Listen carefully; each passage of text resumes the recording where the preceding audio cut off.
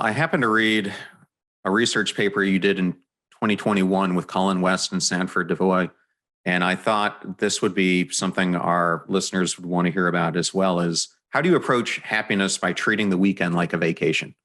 Yes, and I'm glad you asked about that. This is such simple intervention that we have found can have a big effect on our happiness. So in the context of our time off, so vacation. So we as actually Americans are really bad at taking vacations. We're the only industrialized nation that doesn't have legally mandated vacations. And even though we get less vacation than many folks in other countries, we don't even take the vacation that we're given. Almost half of Americans don't take all of their paid vacation. And that's because A, vacations are expensive, and so we don't feel like we have enough money. B, we don't feel like we have enough time. So we don't feel like we can take the time away from the busyness and the routine and all of our tasks in our daily life to take that break. You should take vacation though, because it's correlated with greater happiness, satisfaction, creativity, job performance, job engagement. So you should take vacation. In addition, we did recognize that actually we do get time off each week. Most Americans get weekends off from work. Yet why do those weekends not feel like a break? Well, because throughout the weekend, we're sort of in that routine of doing and aren't intentional and aren't really paying attention to it as a break. We're sort of getting things done, checking things off of our to-do list. And we were interested in what if we treated the weekend like a vacation? What if we treated it like the break that it can and should be? How would that affect our happiness? In particular, how would that affect our happiness when we return to work on Monday? And we conducted a simple experiment, which we replicated several times, where among a sample of working Americans who get the weekend off, on the Friday going into the weekend, we gave half of them the instructions, treat this weekend like a vacation. That is, to the extent possible, think and behave in ways you would on vacation. The others we told, treat this weekend like a regular weekend to the extent possible, think and behave in ways you would on a regular weekend. That's it. They could interpret that. They could do with it what they will. They had their weekend. And then on Monday, when they returned to work, we reconnected with them and then we measured their happiness again. And what we found was that those who treated their weekend like a vacation, or were instructed to, were significantly happier than those who treated it like a regular weekend.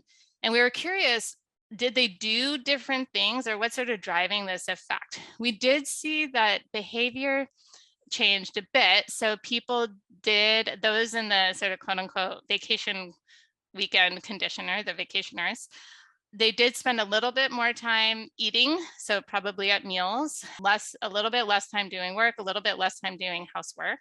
So these are a little bit more like vacation, but it wasn't how they spent their time that was reflected in how they felt over the weekend and how they felt on Monday morning. Instead, it was their mindset. So those who treated the weekend like a vacation were more present.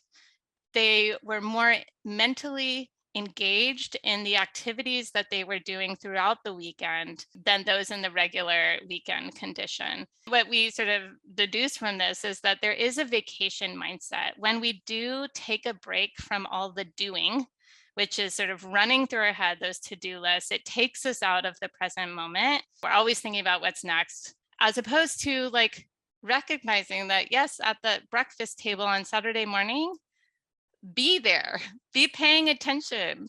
Like it's a break. To the extent that people experience it like a break, then you get this boost in happiness. So it's a lovely intervention because it doesn't require additional money. It doesn't require taking additional days off, although again, you should take a vacation more than you do, but it does remind us and sort of give us the license to take the breaks from our routine and from the sort of hecticness of it all that we not only deserve, but really need to be refreshed and happy. Well, I think that's great and something I'm going to have to try to do on more of my weekends. Well, we're getting close to the end of the interview, and one of the questions I had to ask you is, how much time do we need to feel time affluent? And is there a happy hour sweet spot?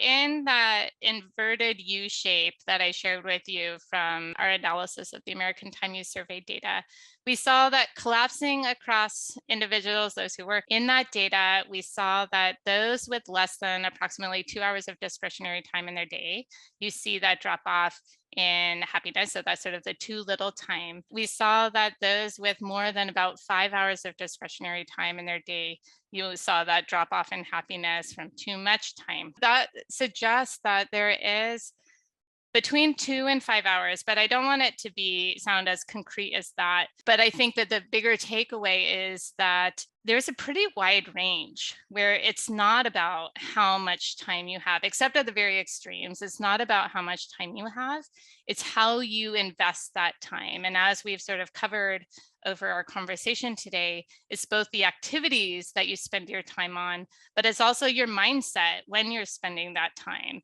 paying attention. And so it's that being intentional, both in how you spend the time as well as while you're spending the time, of that sort of mindfulness and paying attention, given the time that you're spending anyways.